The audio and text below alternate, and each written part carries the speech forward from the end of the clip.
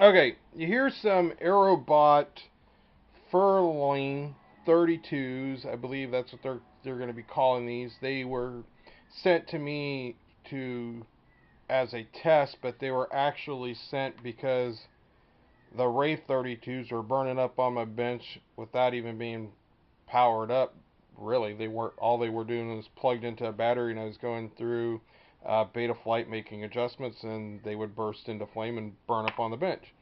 So he gave the Aerobot individual that I was talking with, can't remember his name right now, gave me three different options: a replacement for the Wraith32 that he called the V2.3, an option to go to the Wraith metals, which are a 50 or 65 amp ESC, can't remember which the number was, or these new ones that he recommended, uh, although they're not available yet for purchasing. And at this point, I can't recommend these things.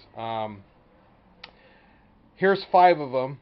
I installed these four that you see wired up into a to my quad, and as I was soldering each of the individual signal wires and the telemetry wires that are on a couple of these left, um, as I was soldering them into the flight controller, one by one, the wires started disconnecting. The pads were completely coming off of the ESCs, and as you can see here, there's some various pads that have been removed, like the signal wire here and there, uh, another signal wire there, telemetry on that one. I want to say this one, they lost both telemetry and signal.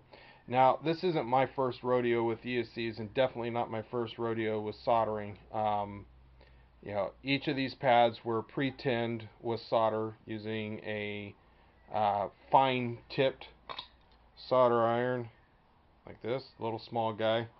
Um, Rather low heat, just enough to melt the solder. Uh, Dabbed onto the pad, put a tin of solder on, and then again a dab onto the wire to solder the wire in place.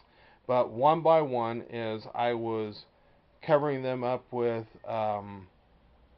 shrink wrap, I had them taped down to the arms, and again, as I stated, I was soldering the signal wires into the flight controller after they were secured to the quadcopter, and slowly the signal wires or the telemetry wires would pull loose from these guys. I can't recommend them just on that alone, that the pads aren't holding up.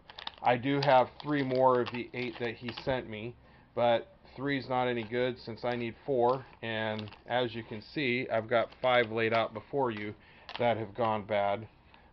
One of these 4 here is one that I was just working on to try and get the other 4 working when its signal wire busted loose on me also. So again, I cannot recommend these things unless they make some design changes before they actually come to market.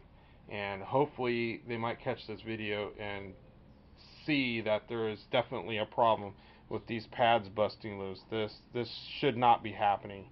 I can understand the pads coming off if I was holding 750 degree temperature on this thing for several minutes to seconds. I could see the pad coming off, but we're talking about the soldering iron set right around 500 degrees.